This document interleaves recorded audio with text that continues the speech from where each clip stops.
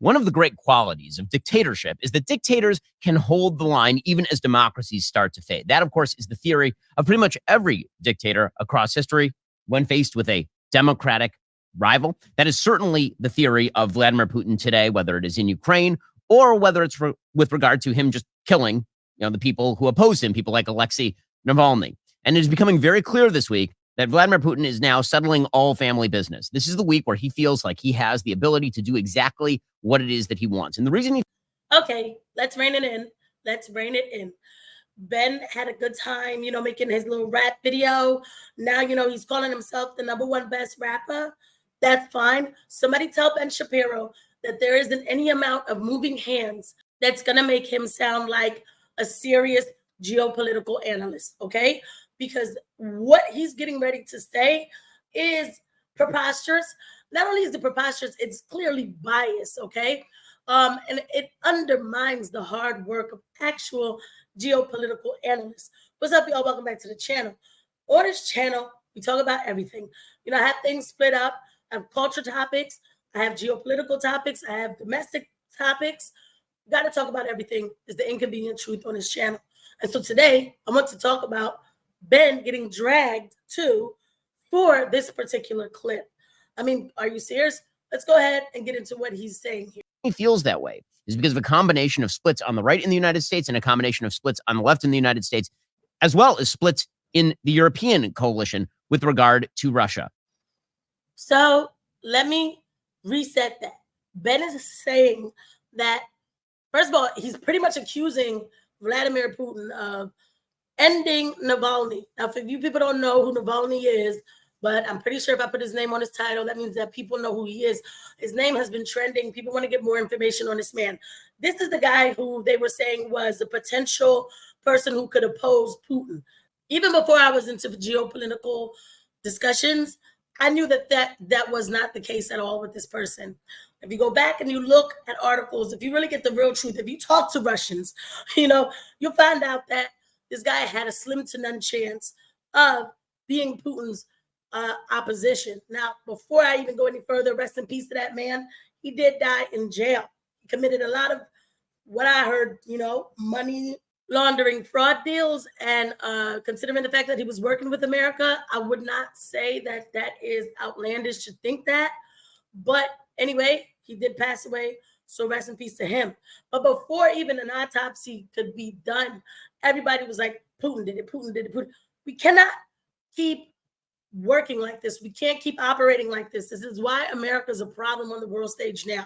When Vladimir Putin invaded Ukraine, there was pretty much unanimity that this was not something that the West could allow to stand. That you couldn't have Vladimir Putin simply waltzing into Kyiv, taking over the country, killing Vladimir Zelensky, and essentially setting up a puppet dictatorship and turning Ukraine into a second Belarus. You couldn't have that because it would put Russia directly on the borders of a wide variety of NATO countries, including Hungary and Poland. I don't even know why I go out my way to find the inconvenient truth. I think I could just make it up the way how he does. Like, what is this?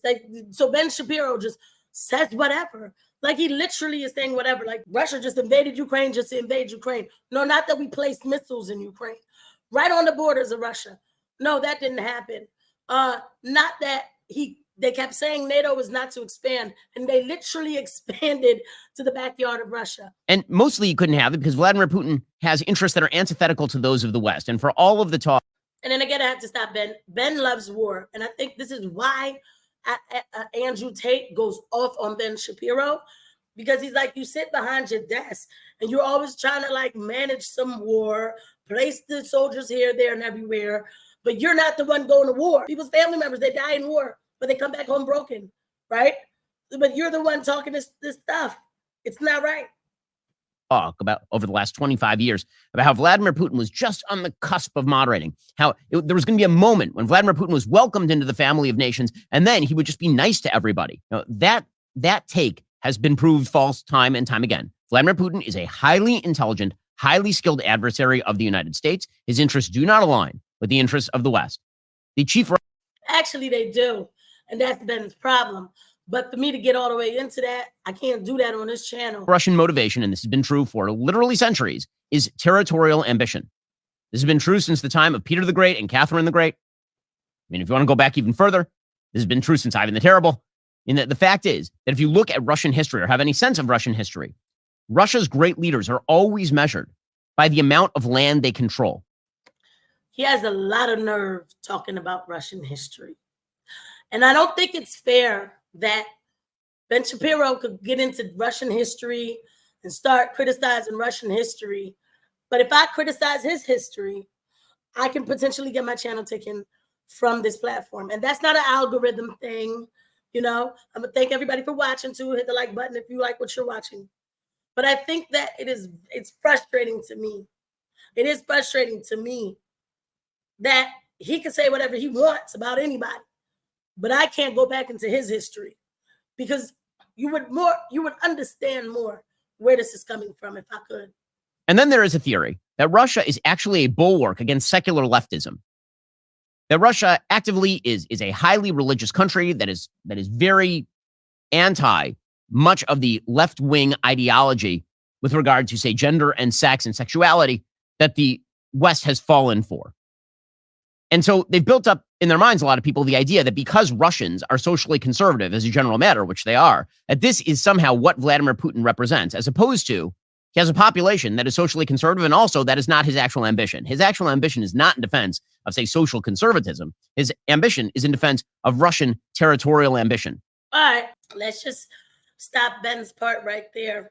Because again, if you go back to history and you really look at this thing, you will know that Ben is very, very hypocritical in a lot of the stuff that he's saying.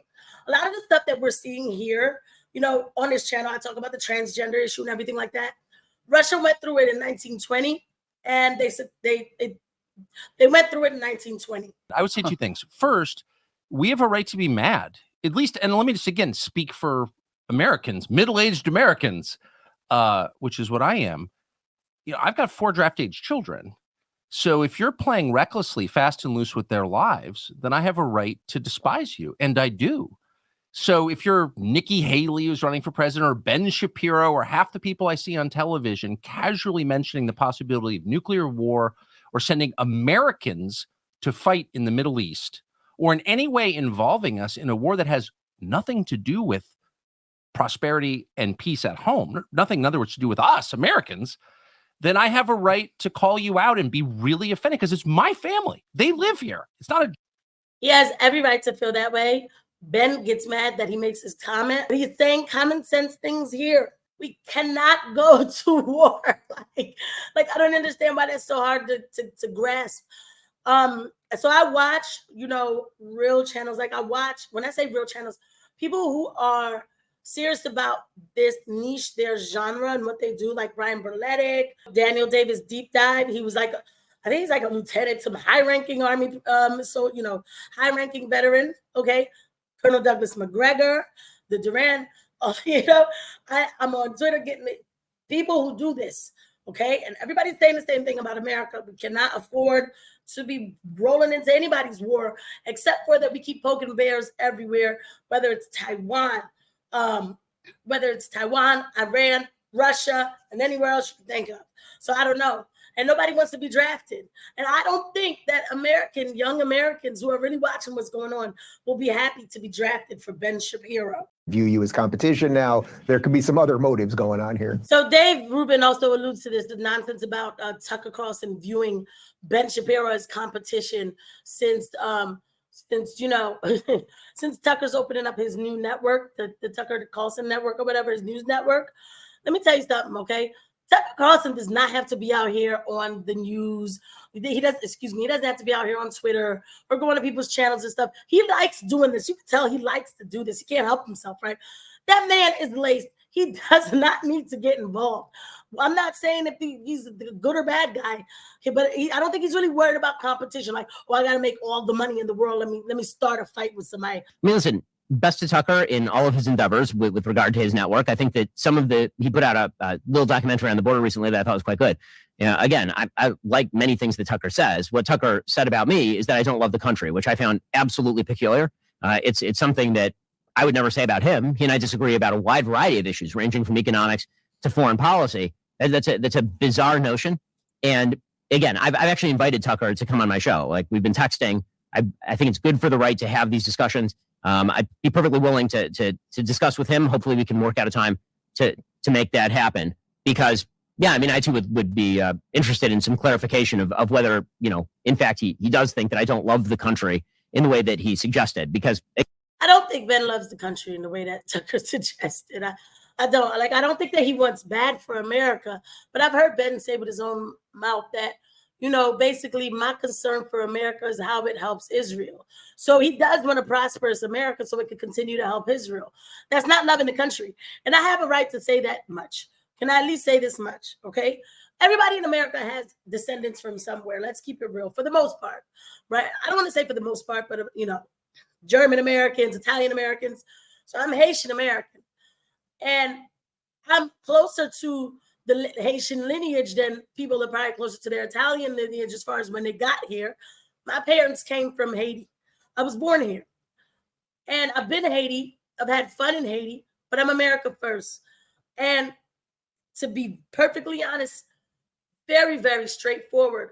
If I was in some position to run something, I would pull everybody back from basically, when I say pull everybody back, I would bring all the focus to America, meaning that I need America to prosper for America, not for Haiti, not for Israel, not for Turkey, and not for Ukraine. I don't know what this little tirade was about, who told him to make this episode, but people are not in the mood, okay?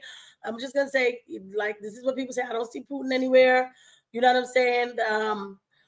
Yeah, this is what people are posting. You know what I mean? This is what people are posting. It's not me. It's them. People are wondering what's going on. You got America first thing. You hate Russia because situations. You know what I mean? So, it's yep. Then they got, they got clips here. There's a lot of things being said. Yet he's supposed to allow NATO to the borders of Russia. You know what I mean? So why don't we just that's okay, Ben. That's all right. We'll let the adults take care of this. Stay out of grown folk business. And yeah, that's how I'm going to say it. I'll see you guys at the next video. Bye.